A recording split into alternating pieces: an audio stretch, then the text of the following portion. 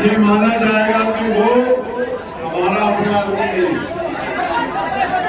क्योंकि जो हमारा आदमी है वो तो हमारी बात को एक बार सुनेगा, उसको दूसरी बात नहीं कहना पड़ेगा। और जो व्यक्ति हमारा नहीं है वो हिलता डुलता रहेगा, मीटिंग करता रहेगा और हमारा रास्ता सुंदर समय खराब करेगा।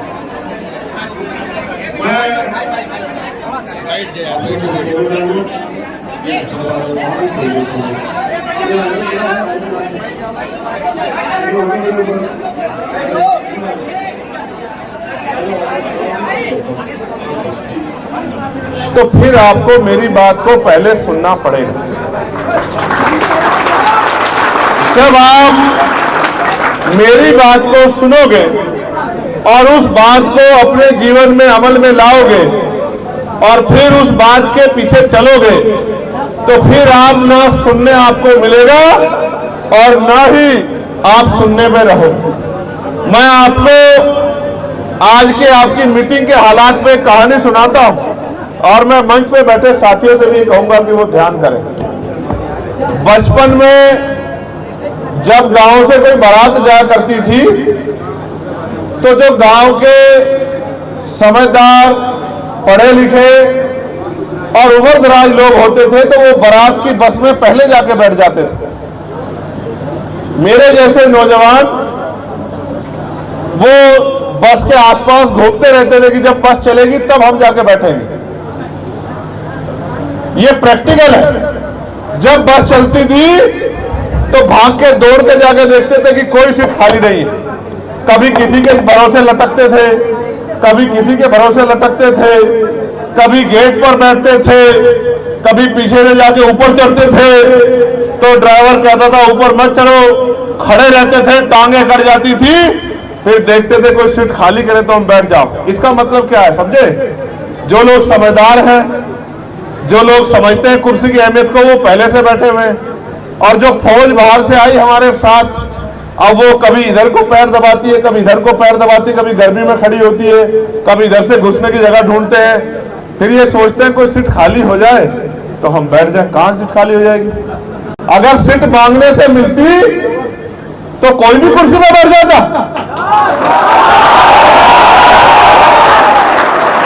कुर्सी तो लोकतंत्र में छीननी पड़ती है और जो छीनता नहीं, जो छीन नहीं पाता वो कुर्सी के आगे जमीन पर बैठता है या कुर्सी के आसपास लटका हुआ नजर आता है, लेकिन ताकत किसके पास होती है? जो कुर्सी में बैठता है। कुर्सी में ताकत नहीं है, जो कुर्सी में बैठता है उसके पास ताकत आती है। इस बात को समझो।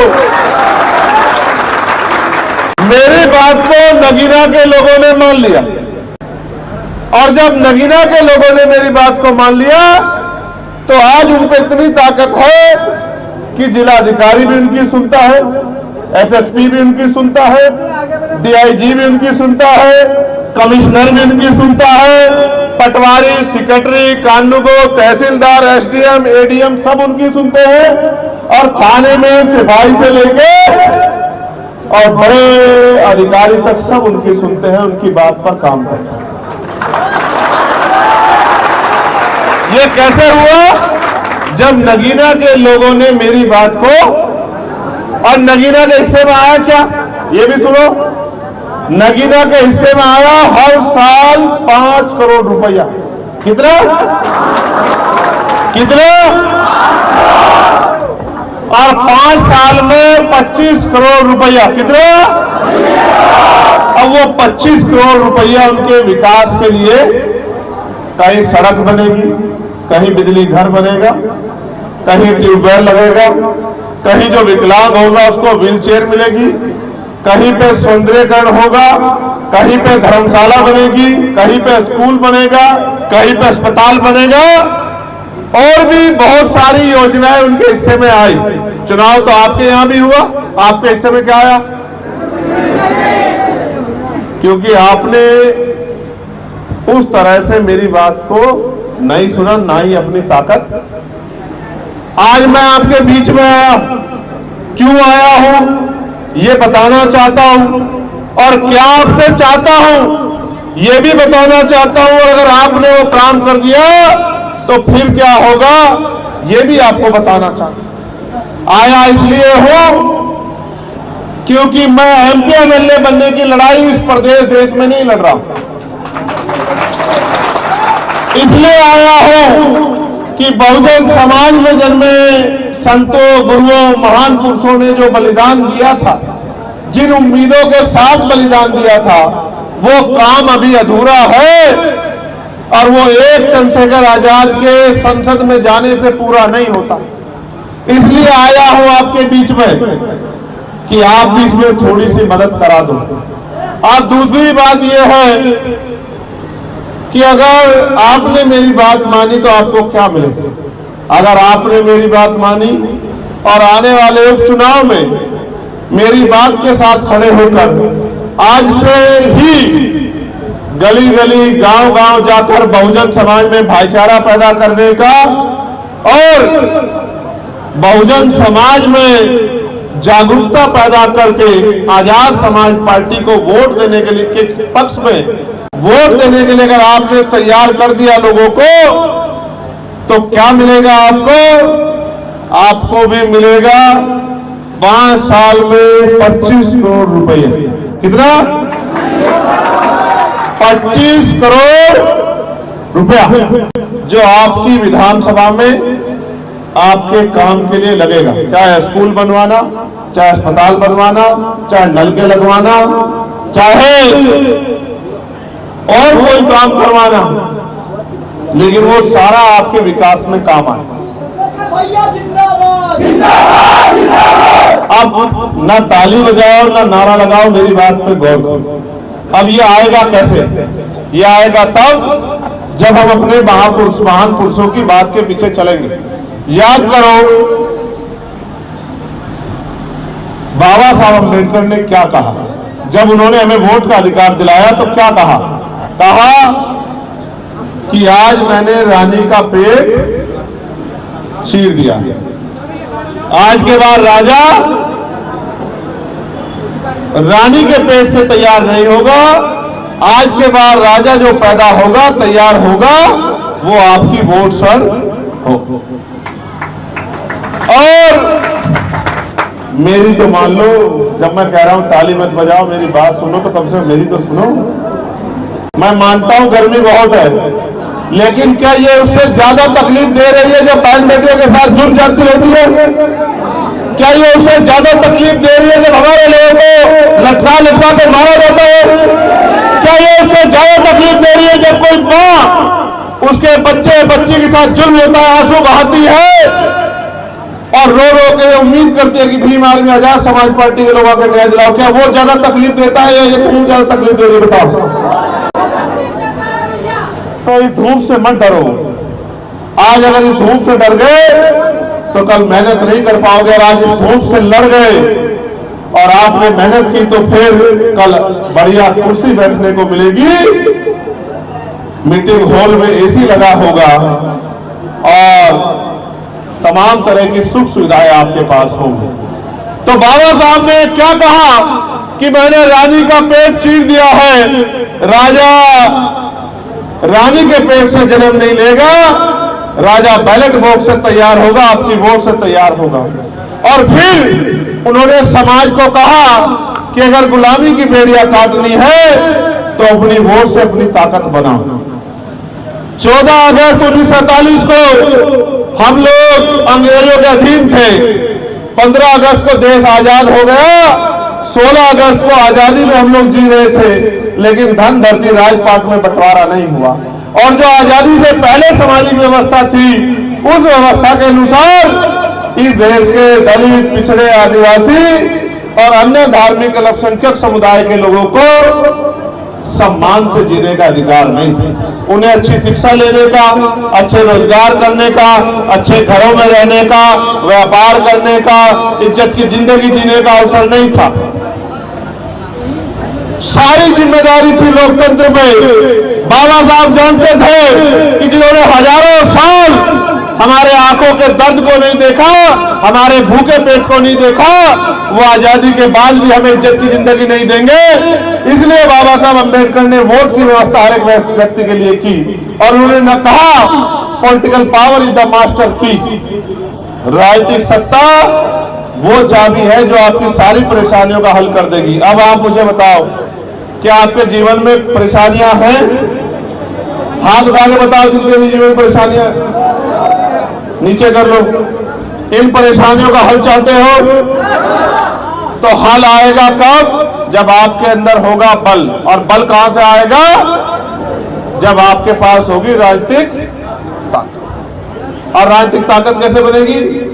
जब 5 साल तो आप कुछ भी करें, लेकिन जब चुनाव का समय आए तो एक एक वोट आप आजाद समाज पार्टी के समर्थन में तैयार करें और आपका विधायक जीत कर जाए, तब आपके अंदर राजनीतिक शक्ति।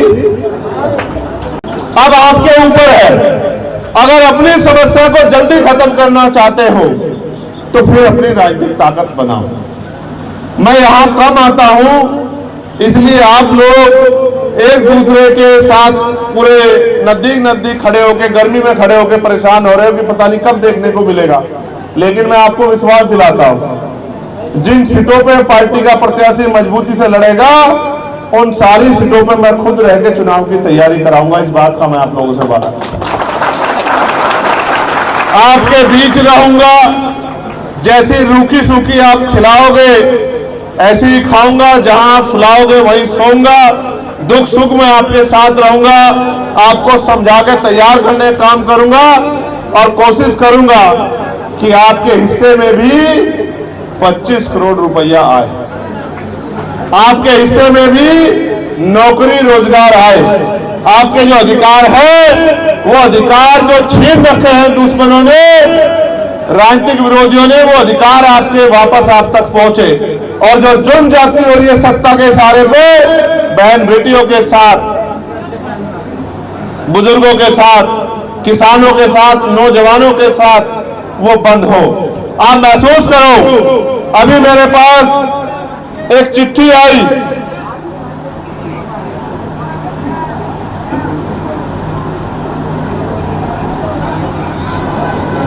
अभी मेरे पास एक चिट्ठी आई, एक बहन लेके आई थी, यही होगी कहीं, हमसे बोली आप तो मां, आपके आसपास वाले लोग अच्छे नहीं है, उन्होंने आपको गलत सलाह दी, आप बैठ जाओ।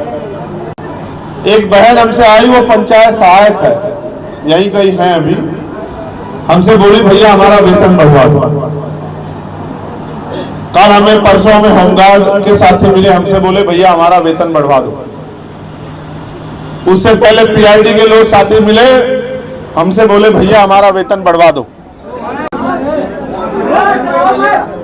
शांत रहो, जो जिसका काम है उसे ही करने दो, भेड़ बकरियों जैसे मत करो।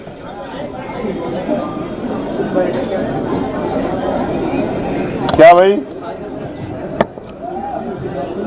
जनरेटर चला गया? चलो यार, चल जाए, बैठे रहो शांति से, घबराओ मत। अब बराबरी हो गई है, ना आपके पास पंखा ना हमारे पास पंखा, और यही ठीक है। जब आप गर्मी में रह सकते हो तो हम भी रह सकते हैं।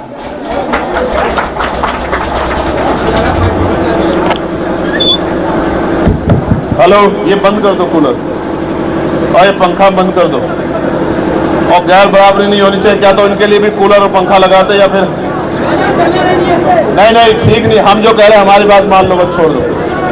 तो पीआईडी वाले आए कि भैया हमारा वेतन बढ़वा दो, हमारे पास अनुदेशक आए भैया हमारा वेतन बढ़वा दो, शिक्षा मित्र आए भैया वेतन बढ़वा दो। और हमने पुलिस के जवानों के लिए कहा कि इनकी 8 घंटे की ड्यूटी होनी चाहिए, सप्ताह में इनको 1 दिन छुट्टी मिलनी चाहिए, इनकी वेतन विसंगतियां दूर होनी चाहिए, इनको बॉर्डर स्कीम से मुक्ति मिलनी चाहिए। और हमारे पास किसान आए कि साहब एमएसपी की गारंटी दिला दो। तमाम लोग हमारे पास आते रहते हैं कि भैया हमारी आवाज उठा दो।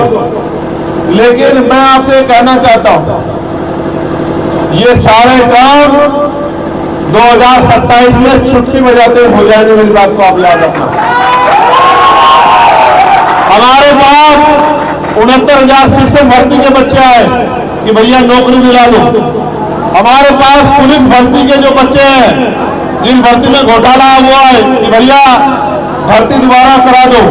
हमारे पास बीएड के बच्चे आए कि भैया सरकार के आदेश पे हमने बीएड कर ली, अब उन्होंने कानून लागू कर दिया, राजपत्र जारी कर दिया कि बीएड वालों को नौकरी नहीं मिलेगी, भैया हमारी जान बचा दो, हमें रोजगार दिला दो। हमारे पास बीटीसी वाले भाई आए, बहनें आई कि भैया बीटीसी वालों को नौकरी दिला दो।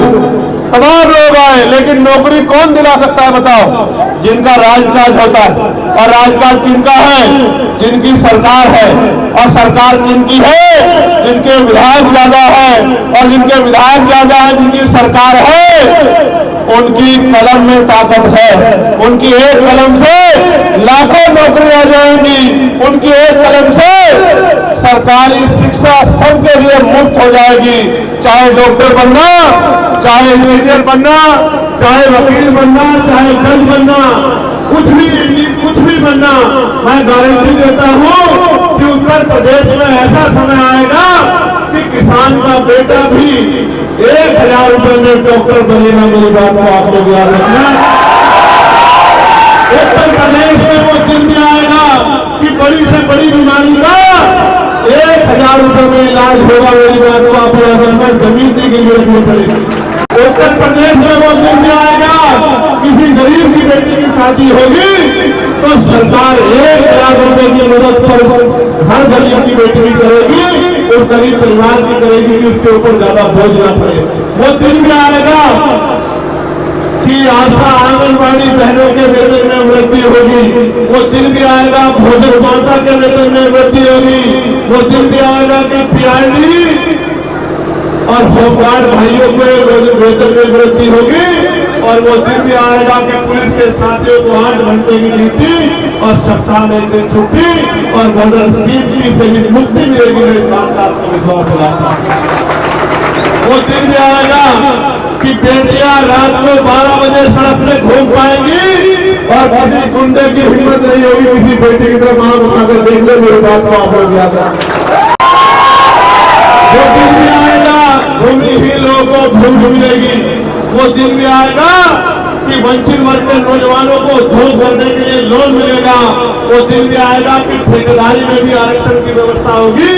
और वो दिन भी आएगा कि प्राइवेट सेक्टर में भी SC ST OBC के लोगों को आरक्षण मिलेगा। वो दिन भी उत्तर प्रदेश में आएगा, लेकिन आएगा तभी जब आप अपनी जिम्मेदारी को जिम्मेदारी से अदा करो। वो दिन भी आएगा कि महिलाओं को मिलने वाली 500 रुपए की पेंशन, विधवा विकलांग वृद्धाओं को मिलने वाली पेंशन 5000 रुपए होगी। मेरी बात को आप याद रखना। वो दिन भी आएगा, लेकिन वो तभी आएगा जब आप बहादुर लोग अपनी गली मोहल्ले की जिम्मेदारी उठा के, अपने गांव बस्ती की जिम्मेदारी उठा के, अपने विधानसभा, अपने बूथ सेक्टर की जिम्मेदारी उठा के और अपने आप से आजाद समाज पार्टी को ताकतवर करने का काम करो। वो दिन भी आएगा किसी की बेटे की कोई मूछे रखने पे, घोड़ी पे बैठने पे, मटकी छूने पे हत्या नहीं कर पाएगा। मेरी बात को आप याद रखें। लेकिन वो तभी संभव है जब आप मेरी आवाज के साथ खड़े हो जाओ। ये तभी संभव है जब आप यहाँ से जाने के बाद, क्योंकि मैंने पिछली मीटिंग में भी कहा और मैं यहाँ भी कह रहा हूँ, एक होता है नौकर, जिसको मालिक कोई काम बता देता है और नौकर उतना ही काम करता है। एक होता है मालिक जो अपने घर की जिम्मेदारी को समझता है। आजाद समाज पार्टी, काशीराम, ये मेरी पार्टी नहीं है, ये आप सबकी पार्टी है। ये बहुजन समाज के अंतिम व्यक्ति की पार्टी है। ये हर गरीब किसान मजदूर की पार्टी है। वो दिन भी आएगा कि किसानों को MSP की गारंटी मिलेगी। वो दिन भी आएगा कि न्यूनतम वेतन 700 रुपए होगा रोजाना का। मेरी बात को याद रखना। और समान कार्य समान वेतन लागू होगा। सफाई कर्मचारियों को पक्की नौकरी मिलेगी और गटर में हमारा कोई व्यक्ति नहीं उतरेगा। इस बात को भी आप याद रखना। वो दिन भी आएगा, लेकिन करने को तो बहुत कुछ है। आएगा तब जब उद्योग रहेंगे और गांव में महिलाओं को घर में रोजगार मिलेगा। सर पे ईंटें नहीं उठानी पड़ेगी, भट्टे कोहलू पे काम नहीं करना पड़ेगा, उनका अपमान नहीं होगा, उनके ऊपर कोई गलत भी ना चले। लेकिन आएगा तब जब आप आजाद समाज पार्टी काशीराम को ताकतवर बनाने का काम करोगे और अपनी वोट को आजाद समाज पार्टी काशीराम को देने का काम करोगे? बताओ, मदद कराओगे नहीं कराओगे? कौन कौन मदद कराएगा? मेरा हाथ खड़ा करके बताओ। जो दोनों हाथ खड़ा करेगा उसी की मानेगा लोग। नीचे करो हाथ। ये बताओ, ये जो उपचुनाव है फूलपुर में, ये फूलपुर है ना? ये बताओ, फूलपुर में हमारे जैसा एक एमएलए बना दोगे नहीं बना दोगे? तुमने देखा दिल्ली में तुम्हारा एक कार्यकर्ता कैसे दहाड़ता है दिल्ली की कुर्सियों पर बैठ के? ये अच्छा लगता है नहीं लगता है बताओ? लेकिन अभी यूपी विधानसभा में तो एक भी ऐसा नहीं है, तो एक ऐसा बना दोगे नहीं बना दोगे? अब किसी की बातों में तो नहीं आओगे।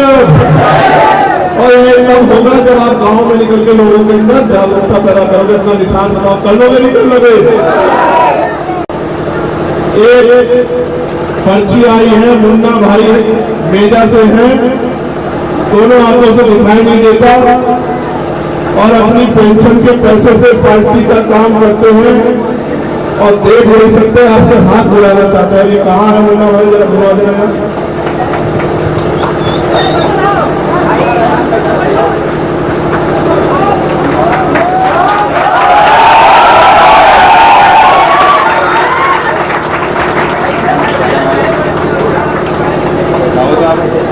ऐसे करो, ऐसे इधर ही करो, इधर करो, बस ऐसे करो, गर्दन ऊपर उठाओ, हाथ रुक जाए, इधर देखो, सामने देखना है तुम्हें, इतना समझ जाओगे, सामने थोड़ी नीचे करो, बस ये पकड़ो जरा, इधर घूमो,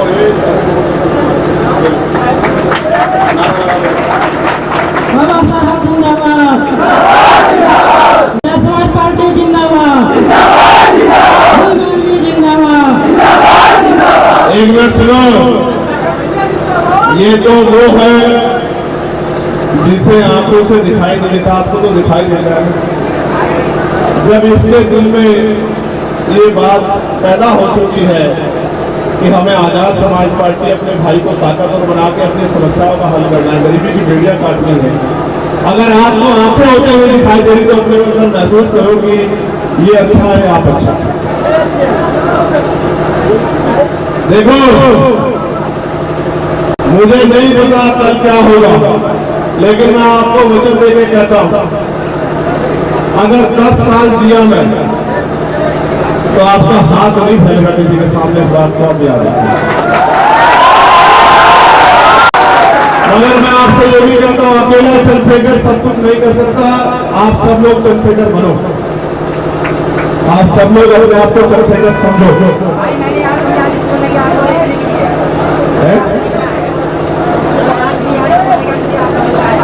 नहीं, अगर ऐसे करूंगा तो काम ही नहीं हो पाएगा। इतने बन गया, बैठाओ, तुम बैठ जाओ, थोड़ी देर पीछे हो जाओ, ये बैठने की जगह है, यही बैठ जाओ, बैठ जाओ, बैठ जाओ।